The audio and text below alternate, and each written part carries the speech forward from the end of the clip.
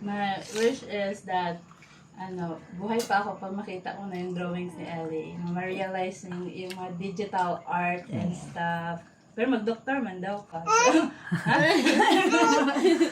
Kung mag-artist ka, I hope I'll be able to see your works. Kung mag-doktor ka, I hope that my kids will be healed by you. Passing Bakit? your way. Masakiton imong kids. Masakiton imong Just for kids. check up. Check up. Check up. Pedia. Mata akong wish. Your plans. Matured kayo mga wish plan. Oo. Eman ako Ellie is really a bright human being. Like there was a time na I was feeling down and then you just keep talking to me and then wala lang, contagious ang imuhang good vibes, Ellie. That's why I hope and pray that as you grow older, mas daghan pa kag mabless ng mga people. Unsa inyo hanggi ko istoryahan ato. Ginagko. Random lang gid kayo katong time nga, you know that my dad is really a good teacher because we just go to school at home. Ano siya, kanang dugog mga random things ba? Ano-ano nga mga topics. Or like, wala lang, I got it from daddy. It's just nice to see a bright human being. Have to talk to daddy na. So, mo to siya, Ellie. It's my Okay. wish that you will be a blessing to your friends and the people around you. And, yep, go for the goals. Happy birthday, best friend. I will always remember her when we were in Surigao. During the time I was sad because I missed my brother. So I wanted to be alone at that time. Ate Bambam. And then Ate Bambam told me to write a letter. I told I went to the dark side of the human place. being. And then The human world. Ellie, she was looking for me. I didn't know why, but and then she finally found me and then she saw me crying and she said, "Why are you crying? Don't cry."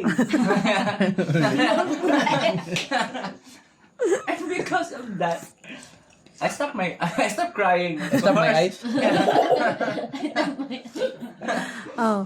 I look at my eyes. And after that, And then- she always makes me happy. Oh. And Very she contagious. always Best friend. she continually tells me that, "Oh, you're my best friend. Hi, best friend. Hi, best friend," like that. And it makes me feel happy. Thank you, best friend. And since it's your birthday today, happy birthday. Okay. Okay. Can we move that a little bit? Oh. Can I play later? Happy birthday to my Listen to daddy. firstborn. Firstborn. Daughter. Eldest. Yeah, I'm always proud of you, Ma, look at me. and I'm happy every day. I'm every day happy. Early. Yeah, to see you. Yeah, part of my happiness is to teach you life lessons. But we always remember that day when I spank her. Who does remember that? Huh? You remember that, right? You already have spanked me hard so many times. You know that in the room. Huh? In the, ano, that was the standard. But we call it like the baseline, which she needs to have that so that she will remember. Because I didn't pray. So, but just growing. After 10 years, she'll be like you guys, and things will be changed. And maybe now, just previous months, I was able to bathe her, but after she won't allow me to give her a bath anymore. Growing So up, it's like growing. there are things that you know, it's starting to be, you know, I have to respect their boundaries. So now that I can still do, like, she can still sit in my lap, I'm enjoying it. Even she wants me to carry her, because of course, if you'll be like Ate Ice, I can't carry you anymore. But yeah, parents' love will Hindi always, ka- you know, won't change. You know, the love of the parents will change. So as long as we can still control you, yeah, we still have the right to, or the word or the authority to control you. We try to do as much as possible, because one day you will make decisions for your life.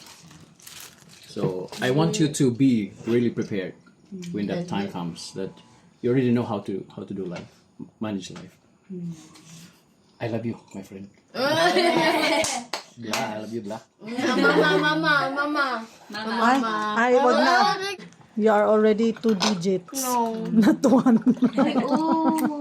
Oo. Digits na siya. It will be This challenging is the every start day. of you being mature, because there are only few people can reach 3 digits.